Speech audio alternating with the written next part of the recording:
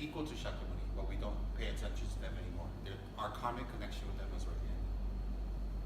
So in the future, when Maitreya Buddha comes, our karmic connection to Shakyamuni is ended.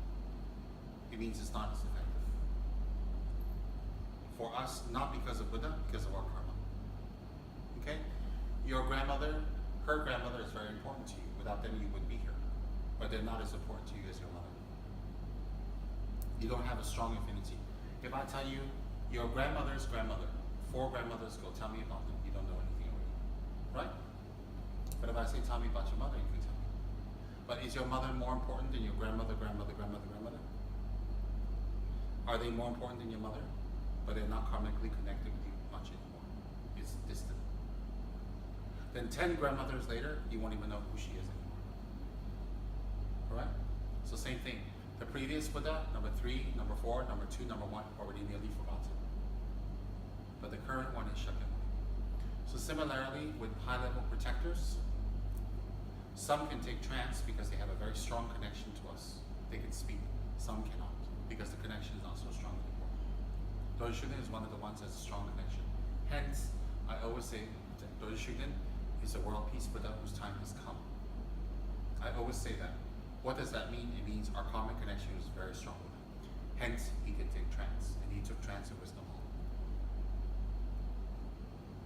And when he takes trance through a medium, a qualified medium, a qualified oracle, in the East you call it a medium,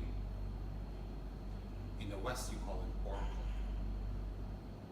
So when he takes trance with oracle, that oracle's body is just a body, but the oracle's mind has already left. The man or the woman has left, but the deity has taken over. Because 2 minds cannot stay in one body.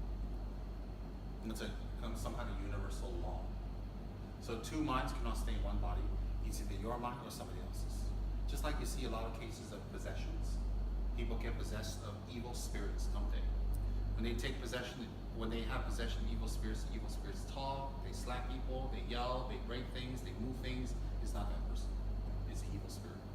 So if an evil spirit has the power to take possession of people, which I have seen, it's real, definitely high-level beings can take possession also. It's just why they're taking possession.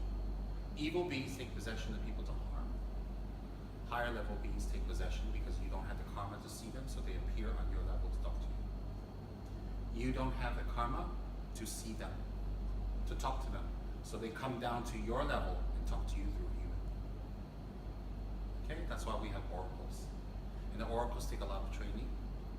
They take a lot of help to train up, to make them very pure, so they can take possession of the deity and talk and speak. So why did I make an oracle statue?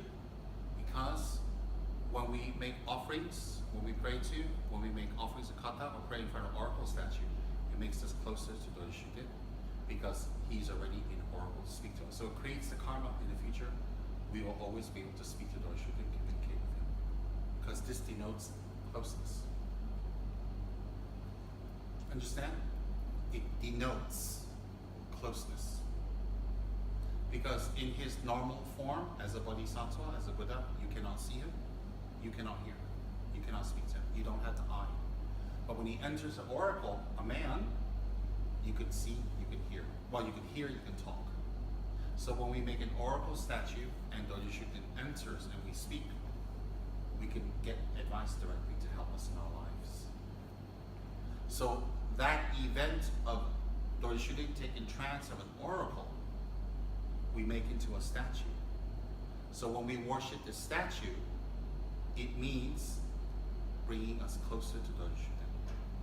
That's why we have oracle statues. So this is a statue of a Doji Shuden oracle in full trance of Doji Shuden. So after I bless it, you worship this to Doji Shuden, you worship him in his normal form, it's the same thing.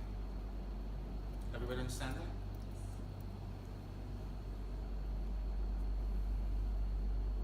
When we do blessings, the room should be clean, the place should be good, because when you invite them, the deities come. The deities come, and the entourage will come. The entourage, and their entourage, and their entourage. And sometimes, there are fairies, there are gnomes, there are mystical beings in the forest. They they'll also come and they'll fill up the room. That's why when we do ceremonies or do talk, we can't talk. Not because it's bad, because the lower beings, they get upset when you talk a lot. Because they're trying to pray, they're trying to focus, they're trying to do something. So that's why when a Lama does the ritual, it's very important that everything is ready for the Lama. The Lama doesn't have to call you, have to ring the bell, have to SMS you, have to WhatsApp you, have to knock on the door, have to ring the bell. Because when you do all that, the beings in the room, they get upset. When they get upset, they come and make you angry. When they make you angry, they make you fight. When they make you fight, they create disharmony. That's how they get you back. That's why when Lama's doing puja, you don't go there, fix this up, fix this, do this, open this, close this, move that. You don't do that.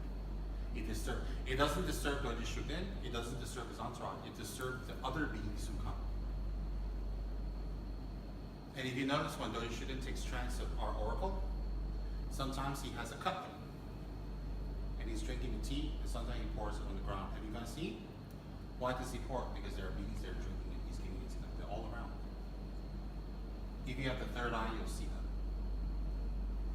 They're all around. So when Lamas do pujas, when you do pujas, you invite many mystical beings all around.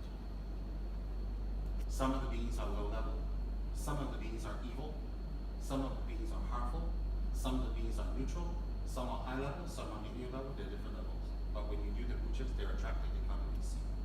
See, how can evil beings come? Well, there are evil people in the room. There are people who are evil. They're also interested. If you're giving a Lama, if you have a Lama giving teachings in a stadium, 10,000, 20,000 people, sure there's going to be some people there who are not nice one. They're still interested in Dharma, they still come to listen. They still want to see what's happening. They won't practice. So like that, just like people, you have these kind of spirits and beings who are all around this area, KFR land, Chamangro, all that. When you do pujas, they come and they hover around, they stay around. That's why the room is clean, we don't talk, we don't make noise, it offends them.